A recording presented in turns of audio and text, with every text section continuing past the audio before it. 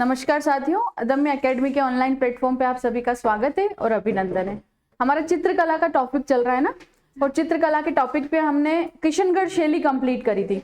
उसमें मैंने आपको बताया था कि अगर कभी भी महिला की सुंदरता से प्रश्न आ जाता है तो अपन 99% कहाँ जाते हैं, बनी ठनी शैली या किशनगढ़ शैली। पर हम नोट डाल के दो बातें लिखेंगे, क्या कि अगर जलाशय या सरोवर में स्नान करती स्त्रियां, परियां, अगर ये दोनों बातें आती है तो है नागौर चित्र शैली, और अगर आ जाता है आदमकद महिला या पुरुष तो आ जाता है आपका जयपुर चित्र शैली।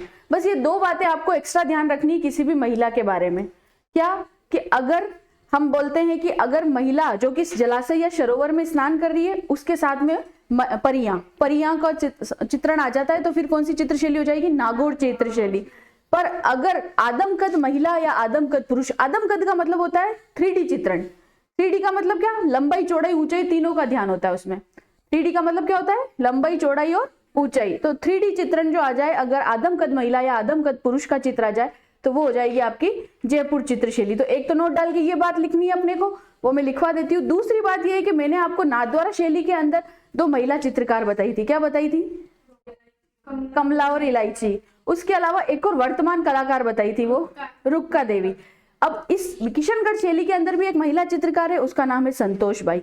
तो ये दो बातें अपने को नोट डाल कर लिखनी है। वो इसलिए यहाँ पर इसलिए लिखा रही हूँ मैं, क्योंकि शैली में तो बताऊंगी पर यहाँ इसलिए लिखवा रही हूँ ताकि आपको ध्यान में रहे, ताकि क्या रहे, ध्यान में रहे। अब देखो नोट डाल के दो बातें लिख लो।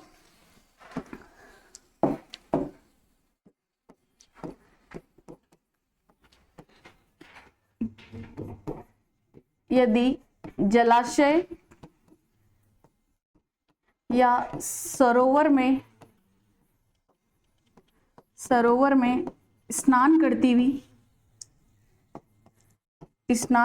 हुई महिला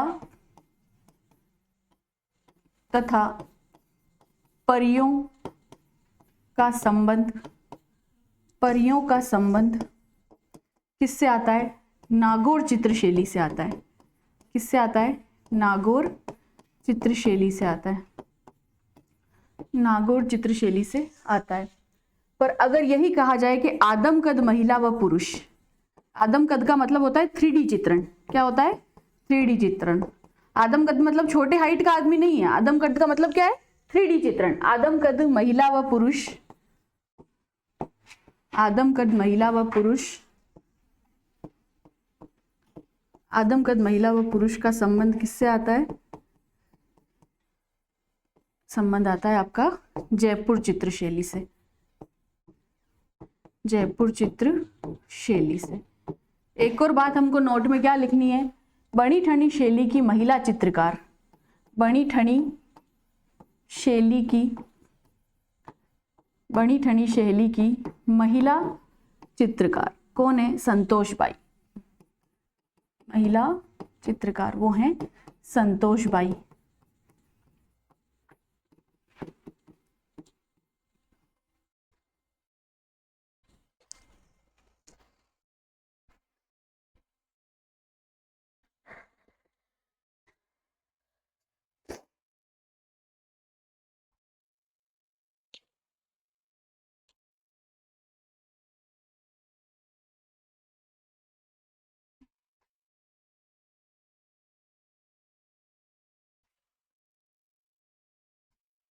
लिख लिया, चले आगे।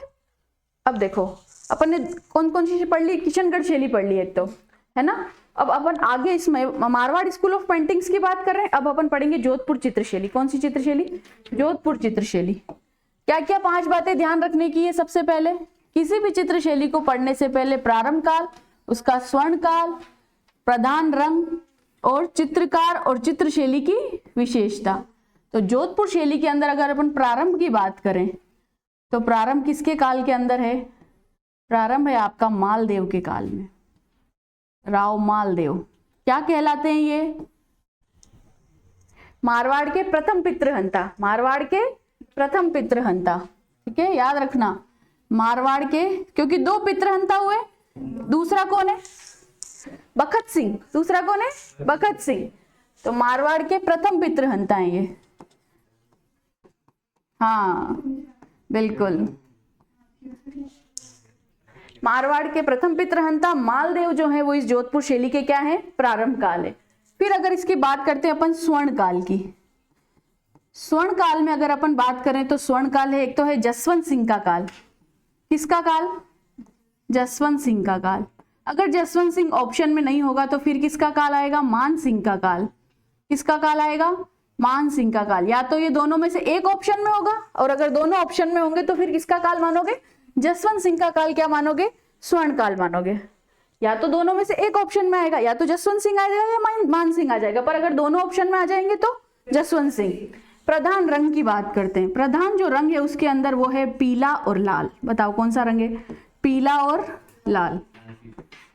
लाल पीली, लाल पीला। क्या होती है लाल पीली? किसी को पता है क्या होती है लाल पीली? कि काली पीली क्या होती है? देखो काली पीली तो होता है टैक्सी। क्या होती है? टैक्सी। काली पीली को क्या कहा जाता है? टैक्सी। देखी तुमने सबने? मुंबई के अंदर जो चलती है सामान्यतः वो तो होती है काली पीली। तो इस शैली को तुम कैसे याद रखोगे? लाल पीली। क्या है? लाल पीली। लाल और पीला रंग क्या है? इसका प्रधान रंग है। फिर अगर इसके अंदर मैं प्रमुख चित्रकारों की बात करूं, प्रमुख चित्रकार, प्रमुख चित्रकार देखो तुमको याद हो जाएंगे। वो कैसे याद होंगे? एक बोलो रामा। क्या है? रामा के अलावा है नाथू। क्या है? फिर है छज्जू। बताओ क्या है? छज्जू। फिर है सेफू। कौन है? सेफू। सेफू के अलावा है देवदास। बताओ कौन सा दास? देवदास। देवदास तो तुमको याद रह जाएगा। देवदास के अलावा है कृष्णदास। बताओ कौन है? कृष्णदास। फिर उसके अलावा कौन है? तो कृष्णदास के अलावा आपके पास में राम रतन। बताओ कौन सा रतन? राम रतन। तो कौन कौन हो गए चित्रकार? रामा, नाथू, छज्जू, सेफू, फिर देवदास, कृष्णदास, राम रतन। देखो इनके पीछे दास लगने का कारण है, ये एक ऐसी चित्रशैली है जिसपे अलग अलग शासक के समय अलग अलग प्रभाव रहा है।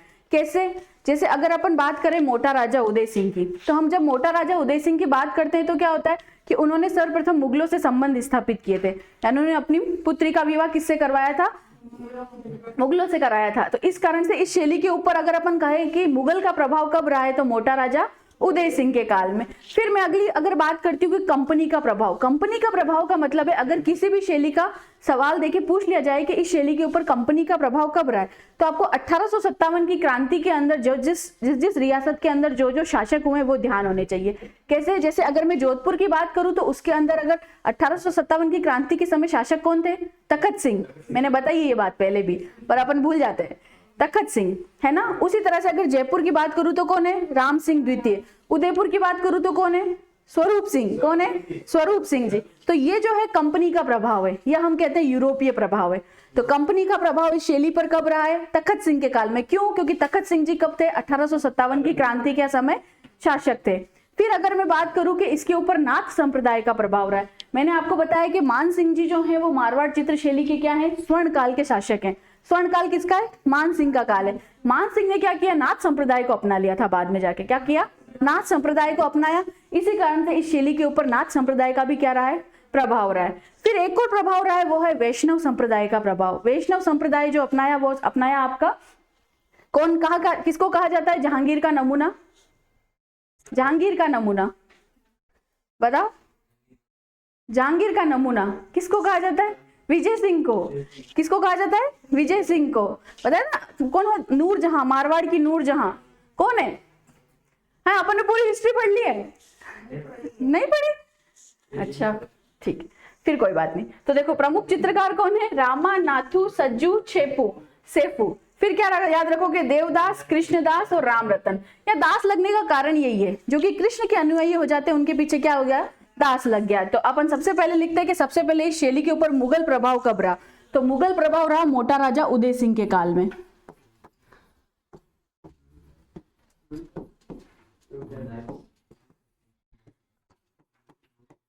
मोटा राजा उदय सिंह। अगर सवाल आ जाए कि जोधपुर चित्र शैली पर मुगल प्रभाव कब किस शासक के काल में होता है, प्रभाव दिखता है, तो है मोटा राजा उदय सिंह। अगर एक बात और अपन लिख सकते हैं, कंपनी प्रभाव या यूरोपीय प्रभाव। बताओ कौन सा प्रभाव? यूरोपीय प्रभाव। क्यों? क्योंकि 1857 की क्रांति के समय जो शासक है उस समय इस शैली के ऊपर कंपनी का प्रभाव पड़ा। तो यूरोपीय प्रभाव जो पड़ा है वो रहा है महाराजा तखत सिंह के काल में।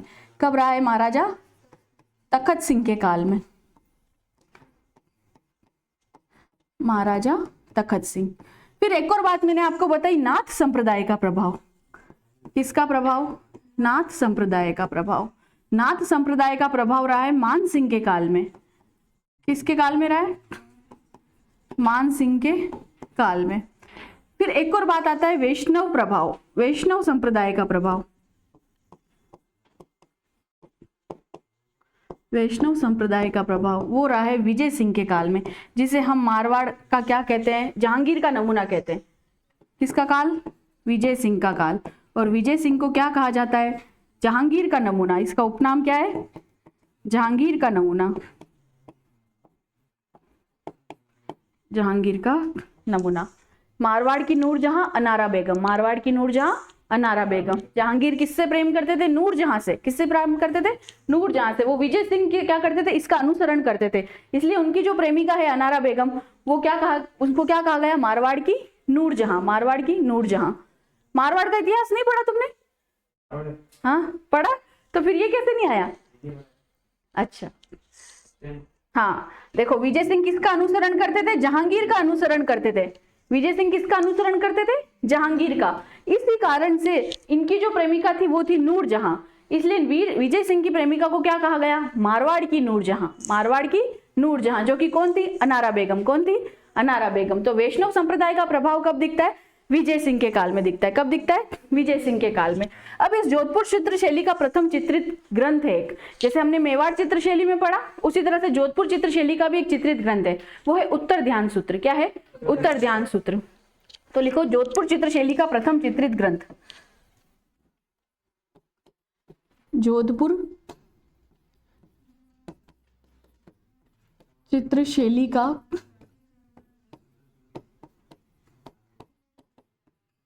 प्रथम चित्रित ग्रंथ।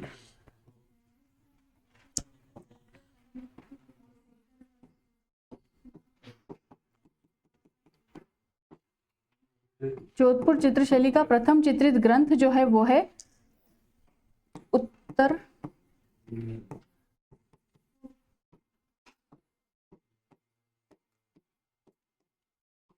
उत्तरकालिक सूक्त चूर्णी, उत्तरकालिक सूक्त चूर्णी, उत्तरकालिक सूक्त चूर्णी। ये जो चित्र है सबसे पहले मालदेव के काल में, कहां पर? मालदेव के काल में तो संरक्षित था चोखेलाव महल में। कहां पर संरक्षित था? चोखेलाव महल में, चोखेलाव महल में। वर्तमान के अंदर ये बड़ोदरा गुजरात के संग्रहालय में संरक्षित है। बड़ौदा गुजरात के संग्रहालय में क्या है? संरक्षित है।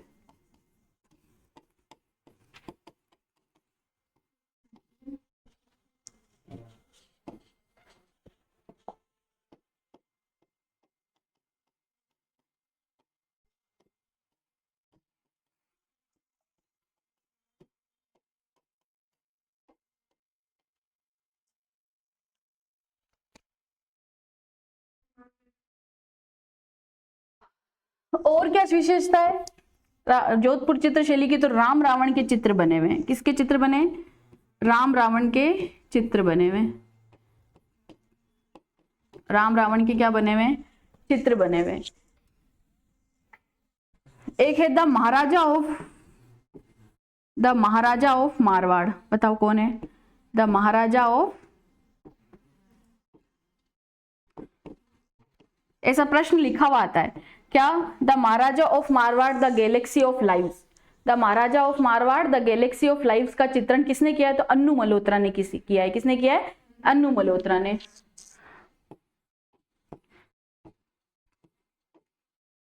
गैलेक्सी ऑफ लाइव्स, इसका चित्र किसने बनाया है? तो अन्नू मल्होत्रा ने।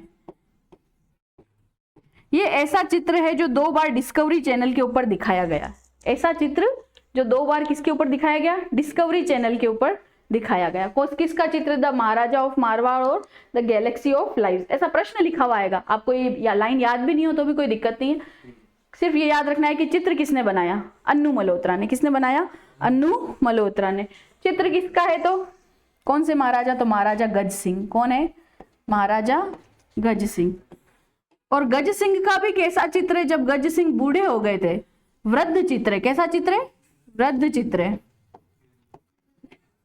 ये मैंने आपको यहाँ पर इसका वो बताया, स्वर्ण काल, जसवंत सिंह का काल। जसवंत सिंह के बारे में पता है तुमको? कौन है जसवंत सिंह के बारे में पता है कौन है?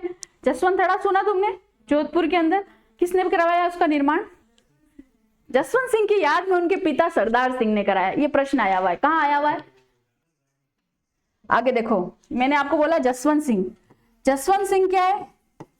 जसवंत सिंह इस जोधपुर चित्रशैली के क्या है? स्वर्ण काल के शासक हैं। ये जो जसवंत सिंह है, इनसे प्रश्न यही आता है कि जसवंत थड़ा का निर्माण किसने कराया, और हम उनका नाम देखते ही कहाँ चले जाते हैं? जसवंत सिंह पे चले जाते हैं। पर इनका जो निर्माण कराया वो कराया सरदार सिंह ने। कौन थे सरदार सिंह? तो इनके पिता थे। कौन थे? पिता थे। जसवंत थड़ा का निर्माण किसने कराया? सरदार सिंह ने। इस जसवंत थड़ा के महल के अंदर जोधपुर के जितने भी शासक है उनके चित्र लगे हुए हैं। क्या लगे हुए? उनके चित्र लगे हुए। अगर तुम कहीं पर भी जब उसको देखने जाओ ना, तो उसको राइट से शुरू करना। किससे शुरू करोगे?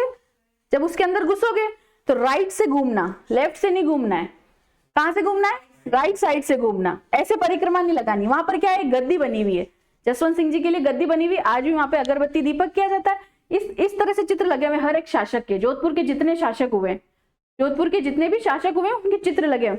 इस तरफ से घूमना है तुमको, राव चूड़ा से लेके आगे लास्ट तक, तो वहां तक इधर से घूमना है तुमको। मैं कल ही देख के आई हूं, इसलिए कल ही देख के आई हूं मैं इसलिए तुमको बता रही हूँ। इसलिए तुमको क्या कर रही हूँ? बता रही हूँ। तो यहाँ इस साइड से तुमको घूमना है, इधर से नहीं घूमना है, क्योंकि जनरली अपन परिक्रमा लगाते हैं तो ऐसे लगाते हैं, पर तुमको इधर से जाना है। हाँ, उल्टी परिक्रमा करनी है। तो जब तुम जाओगे जसवंत थड़ा देखने, क्या कहा जाता है जिसको? मारवाड़ का ताजमहल। मारवाड़ का, हाँ, राजस्थान का ताजमहल भी कहते हैं, मारवाड़ का ताजमहल भी कहते हैं। तो जसवंत थड़ा का निर्माण किसने कराया? सरदार सिंह ने। किसने कराया? सरदार सिंह ने। किसकी याद में कराया? तो जसवंत सिंह की याद में। ये क्वेश्चन आया हुआ है। अब चलो आगे चलते हैं इसके अंदर। अब आती है नागौर चित्रशैली। बताओ कौन सी चित्रशैली? नागौर चित्रशैली।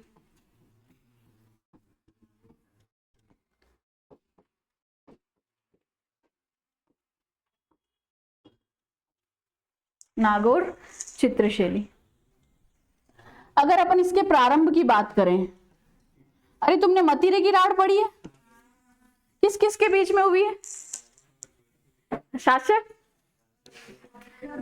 इधर नागौर शासक कौन है? अमर सिंह, है ना। इसको क्या कहा जाता है? क्या कहा जाता है इसका और उपनाम क्या है? मतेरी की राड़ का शासक। जीते थे ये। नागौर वाले जीत गए थे इस राड़ को। नागौर वाले क्या कर रहे थे? इस राड़ को जीत गए थे। एक और नाम मैं आपको बता देती हूँ, कठार का धनी। क्या कहा जाता है इनको? कठार का धनी। इनका संबंध किससे आता है? मतेरी की राड़ से आता है। सब चीजों को लिंक करके पढ़ोगे ना तो जल्दी याद हो जाती हैं। अब जैसे मैं आपको कोई युद्ध बताती हूँ, कोई सा भी युद्ध बताती हूँ, तो जैसे अपना इतिहास चल रहा है, उस इतिहास के अंदर जितने भी युद्ध हुए ना, उनको एक सीरियल से लिख लो। कैसे? 1300 से लिख लो।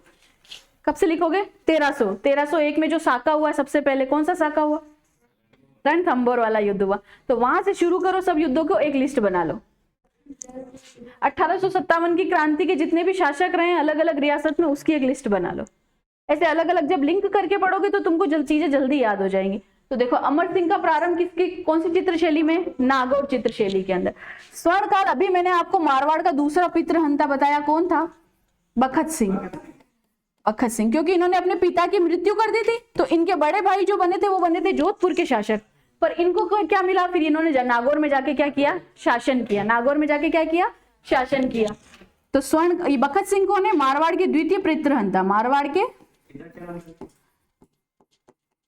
पिता का नाम है अजीत सिंह, नाम है पिता का। अजीत सिंह नाम है पिता का। ठीक है।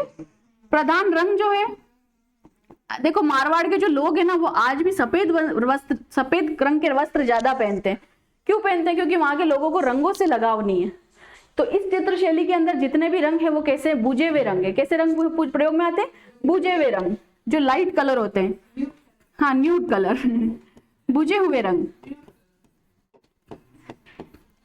बुझे हुए रंग जो है, या फिर सफेद, कैसे वस्त्र पहनते हैं वहां के लोग? सफेद वस्त्र पहनते हैं। तो वहां के जो प्रधान रंग है इस चित्रशैली का, वो भी कैसा है? बुझा हुआ रंग है। बुझा हुआ रंग है। अगर अपन इसके चित्र की बात करें कि इसके अंदर चित्र कौन से हैं, तो सबसे पहला है बादल महल के चित्र। इस महल के अंदर जाते ही आपको सच में लगेगा कि बादल अपने चारों ओर हैं। इस महल के अंदर जाते ही आपको क्या लगेगा कि बादल अपने चारों ओर हैं। तो बादल महल के चित्र, सबसे पहले तो बादल महल के चित्र।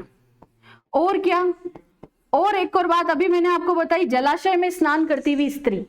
जलाशय में स्नान करती हुई स्त्री, जलाशय में स्नान करती हुई स्त्री,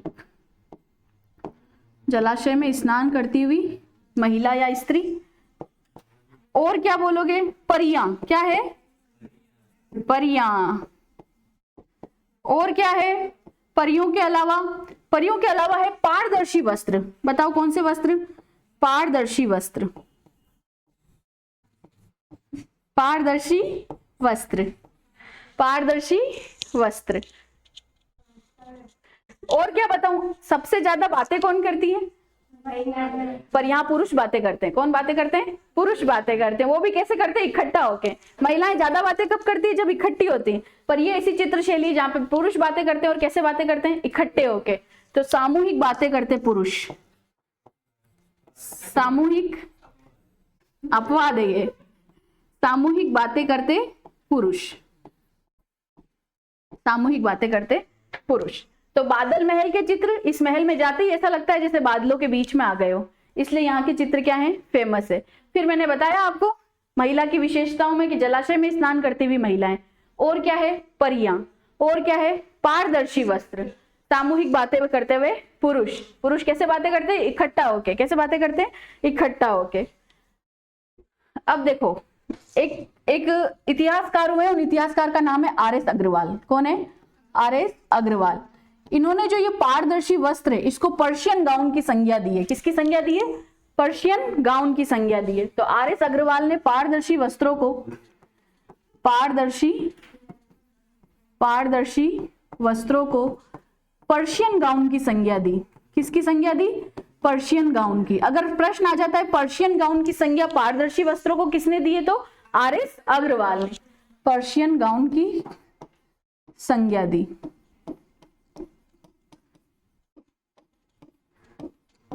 पर्शियन गाउन की संज्ञा दी। फिर हम बात करें प्रमुख चित्रकार, इन सब के पीछे ना राम आएगा। क्या आएगा, राम आएगा। जैसे कि पुख्ता राम। बताओ कौन सा राम, पुख्ता राम। हाँ, सारे गांव वाले नाम आएंगे और सबके पीछे क्या आएगा, राम आएगा।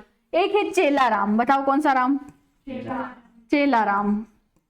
पुख्ता राम, चेला राम, चिमना राम। बताओ कौन सा राम, चिमना राम। सबके नाम के पीछे क्या आएगा, राम आएगा। और नाम कैसे होंगे, गांव वाले। राम नाम कैसे होंगे, गांव वाले। नाथा राम। और नाथू किधर है, पीछे, अभी पढ़ा अपन ने। रामा नाथू सज्जू सेफू। और नाथाराम किसमें, इसमें। एक है लिखमा राम। क्या है, लिखमा राम। पढ़ना पड़ेगा। प्रधान रंग, प्रारंभ, स्वर्णकाल और कुछ विशेषता और चित्रकार, ये तो याद होने ही होने, ये तो याद करने ही करने। बाकी तुम थोड़े होशियार हो तो वो वहां पे सिक्स सेंस लगाओगे तुम्हारा, तो वहां हो जाएगा सवाल। एक बार भी पढ़ा होगा तो भी दिमाग में आ जाएगा कि हाँ यार ये इससे संबंधित है। तो तुम्हारे को पूछ लेंगे गज सिंह का चित्र किसने बनाया, तो तुमको वो तो याद रखना है, अन्नू मल्होत्रा। क्या याद रखोगे, अन्नू मल्होत्रा। और गज सिंह का भी कैसा चित्र है, वृद्ध चित्र है। एकमात्र ऐसा चित्र जो डिस्कवरी चैनल के ऊपर 2 बार दिखाया गया। कितनी बार दिखाया गया, तो प्रश्न आ जाए कि किस राजा का चित्र डिस्कवरी चैनल पर 2 बार दिखाया गया, महाराजा गज सिंह का, महाराजा गज सिंह का। तो ये नागौर चित्रशैली कंप्लीट होती है। अब आती है बीकानेर चित्रशैली। बताओ कौन सी चित्रशैली, क्या फेमस है बीकानेर का, बस। अच्छा, अभी भी अपन रसगुल्ले और भुजिया पे ही है ना। मैंने तुमको हस्तकला पढ़ा दी उसके बाद भी, हाँ, और उस्ता कला और मथेरण कला। कौन सी कला, मथेरण कला। सुराई और कूपी, सुराई और कूपी। और दुर्ग कौन सा है वहां पे, जूनागढ़ दुर्ग। कौन सा दुर्ग है? जूनागढ़ दुर्ग है। और कौन सी झील है वहां पे? कोलायत झील। तो अब तुमको कोई भी पूछे कि बीकानेर का क्या फेमस है, तो गुजिया और पापड़ी और ये क्या कहते हैं, रसगुल्ला नहीं है। ठीक है ना? तो अब तुम क्या करो, नई चीजों पे आओगे। क्यों? मैंने हस्तकला पढ़ा दी तुमको, हस्तकला के प्रमुख सारे चित्रकार बताए, है ना? तो ये जो चित्र शैली है, ऐसी चित्र शैली है, बीकानेर शैली ऐसी चित्र शैली है जिसमें सर्वाधिक हिंदू और जैन धर्म के चित्र बने। कौन से चित्र बने? हिंदू और जैन धर्म के। परंतु जो सारे चित्रकार हैं वो किस धर्म के हैं? मुस्लिम धर्म के। कौन से धर्म के? मुस्लिम धर्म के। तो ऐसी चित्र शैली जिसके अंदर सर्वाधिक हिंदू और जैन के चित्र बने, परंतु सारे चित्रकार जो हैं वो किस धर्म से संबंध रखते हैं? मुस्लिम धर्म से संबंध रखते हैं। ऐसी चित्र शैली जिसके अंदर चित्रकार चित्र बनाने के बाद में अपना नाम और तिथि क्या करते हैं? अंकित करते हैं। जैसे कि कोई भी चित्र बना हुआ है, कोई भी चित्र बना, यहाँ लिखा पेंटर, कौन है? इलाही बख्श। कौन है? इलाही बख्श। तो यहाँ नाम लिखा हुआ और तिथि भी अंकित करी हुई है। अगर यह सवाल आता है कि ऐसी चित्रशैली जिसके अंदर तिथि और नाम दोनों अंकित करते हैं पेंटर या चित्रकार अपना, तो वो चित्रशैली कौन सी है? बीकानेर चित्रशैली। ऐसी चित्रशैली जिसमें सर्वाधिक हिंदू और जैन धर्म के चित्र बने, परंतु सारे जो चित्रकार हैं वो कैसे हैं? मुस्लिम है। कौन से हैं? मुस्लिम है। इसके अंदर जो प्रधान रंग है वो है बैंगनी, नीला और जामुनी। कौन सा है? बैंगनी, नीला और जामुनी। अगर हम इसके प्रारंभ काल की बात करें तो वो है राय सिंह का काल। किसका काल है? राय सिंह का काल। और अगर हम इसके स्वर्ण काल की बात करें तो वो है अनूप सिंह का काल। क्या है? अनूप सिंह का काल। और इस चित्रशैली की क्या विशेषता? इस चित्रशैली के अंदर दो तरह की कलाएं प्रयोग में लाई जाती है। एक तो मैंने उस्ता कला बताई थी। क्या होती है उस्ता कला? ऊँटों की खाल के ऊपर, ऊँटों के खाल के ऊपर बालों से लेके जो चित्रकारी करना, फिर उन बालों के अंदर भी अपन सोने की नक्काशी कर सकते हैं, है ना? अलग अलग तरह की क्या कर सकते हैं? नक्काशी कर सकते हैं। एक मैंने आपको मथेरन कला है। मथेरन कला का मतलब होता है कि जैसे कोई भी धार्मिक मंदिर है, कोई भी धार्मिक स्थल है, इस धार्मिक स्थल के ऊपर जितने भी धार्मिक चित्र हैं, कैसे? जैसे रामायण हमको क्या संदेश दे रही है, महाभारत क्या संदेश दे रही है, ऐसे चित्रों का चित्रण जो है वो मथेरन कला कहलाता है। क्या कहलाता है? मथेरन कहलाता है। तो इस बीकानेर चित्र शैली के अंदर दो तरह की कला प्रयोग में लाई गई, एक तो है उस्ता कला और एक है मथेरन कला। तो पहले अपन इसका प्रधान रंग वगैरह लिख लेते हैं, फिर आगे बात करते हैं। मेन जो बातें हैं वो याद रखने की ये कि इस चित्र शैली के जो चित्रकार हैं वो क्या है? अपने तिथि और क्या रखते हैं? नाम अंकित करते हैं चित्र शैली के नीचे। बीकानेर चित्रशैली। अगर इसके प्रारंभ की बात करें, प्रारंभ जो माना जाता है वो माना जाता है राय सिंह का काल।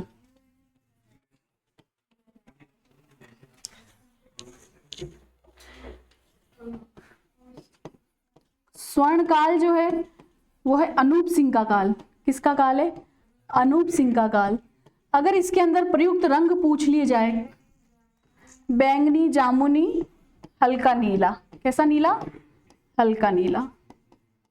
बैंगनी, जामुनी और हल्का नीला। अच्छा, इसके दो चित्रकार तो मैंने आपको मेवाड़ शैली में बता दिए थे। अगर किसी के पीछे लाल आ जाए तो वो कहाँ आएंगे? बीकानेर चित्र शैली के अंदर। कालूलाल, बेरूलाल। कौन है? कालूलाल और बेरूलाल। तो चित्रकार कौन हो जाएंगे? एक तो लिखो कालूलाल, बताओ कौन है? कालूलाल। बेरूलाल, कौन है? बेरूलाल। अब मुस्लिम चित्रकार हैं, जैसे शोएब है, शोएब है, इब्राहिम है, शोएब है, इब्राहिम है। जो उस्ता कला का प्रसिद्ध हिसामुद्दीन उस्ता। कौन है? हिसामुद्दीन उस्ता।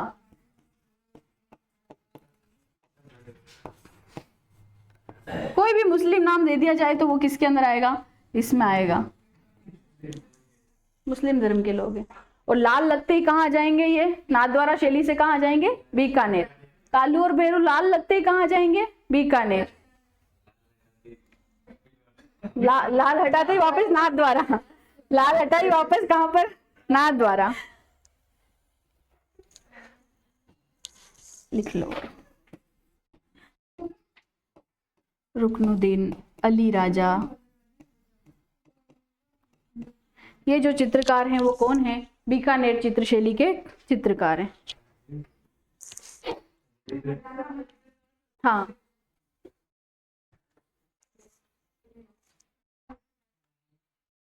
एक रुकनुद्दीन वहां पर भी आया था, मेवाड़ के अंदर। रुकनुद्दीन कहाँ आया था? मेवाड़ के अंदर।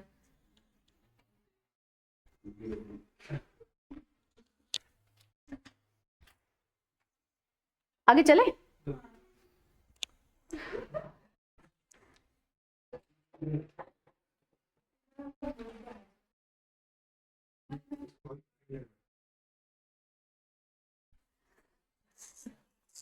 इस चित्र शैली की प्रमुख विशेषता देखो, इस चित्र शैली की प्रमुख विशेषता है कि इसमें उस्ता कला और मथेरन कला के प्रधान चित्र हैं। किसके?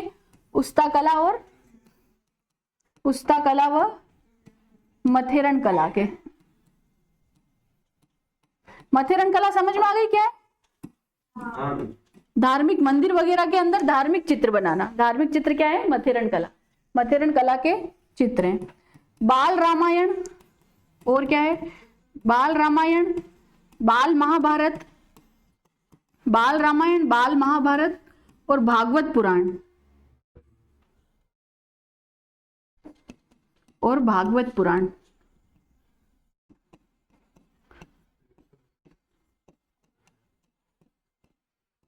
भागवत पुराण का चित्रण। ऐसी चित्रशैली जिसमें चित्रकार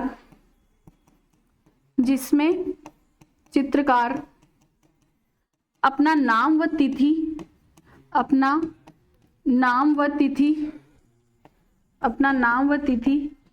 चित्र के नीचे अंकित करते हैं। चित्र के नीचे अंकित करते हैं। चित्र के नीचे क्या करते हैं?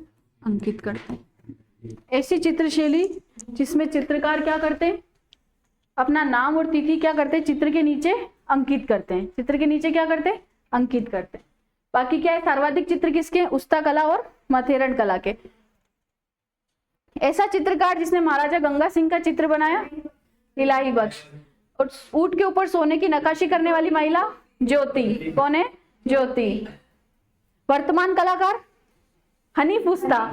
कौन है? हनीफ उस्ता। उस्ता कला के वर्तमान कलाकार कौन है? हनीफ उस्ता।